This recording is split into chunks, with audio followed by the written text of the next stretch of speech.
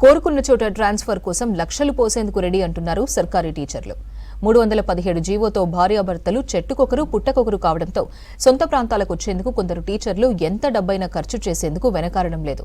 దీన్ని ఆసరాగా చేసుకుంటున్న రిటైర్ కాబోతున్న టీచర్లు అందిన కాడికి రాబట్టుకునేందుకు డీల్ కుదుర్చుకుంటున్నారు.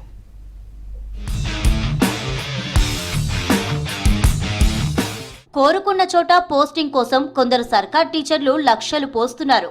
హైదరాబాద్ కు దగ్గరగా వచ్చేందుకు ఎంత పెట్టడానికైనా రెడీ అయ్యారు. దీంతో వందల సంఖ్యలో మ్యూచువల్ డీల్స్ కుదిరినట్టు తెలుస్తోంది. రాష్ట్ర వ్యాప్తంగా ఈ దందా విలువ 100 కోట్ల పైమాటే. గత 10 ఏళ్లుగా బదిలీలు సరిగా లేకపోవడం, 317 జీవోతో భార్యాభర్తలు చెట్టుకొకరు పుట్టకొకరు కావడంతో సొంత ప్రాంతాలకు వచ్చేందుకు కొందరు టీచర్లు ఎంత డబ్బైనా ఖర్చు చేసేందుకు వెనుకాడడం లేరు.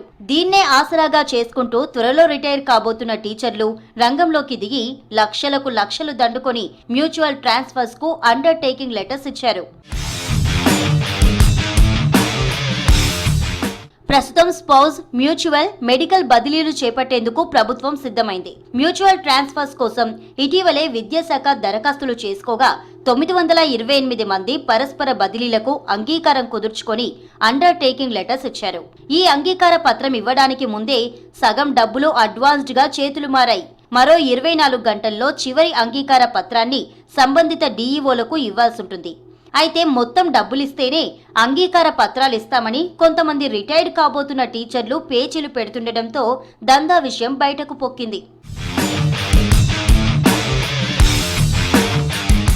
ప్రభుత్వం విడుదల చేసిన 928 మంది పరస్పర బదిలీల జాబితాను మరోసారి పరిశీలించి విచారణ జరిపిస్తే దిమ్మ తిరిగే లంచావతారాల బాగోతాలు బయటపడనున్నాయి. అయితే ఇందులో కొన్ని ఉపాధ్యాయ సంఘాలు కూడా మధ్యవర్తిత్వం వహిస్తున్నాయన్న ఆరోపణలున్నాయి. మరో 6 నెలలు ఏడాదిలో రిటైర్ కాబోయే టీచర్లంతా కొత్తగా చేరిన టీచర్లకు 2-3 నెలల నుంచే ఫోన్లు చేశారు.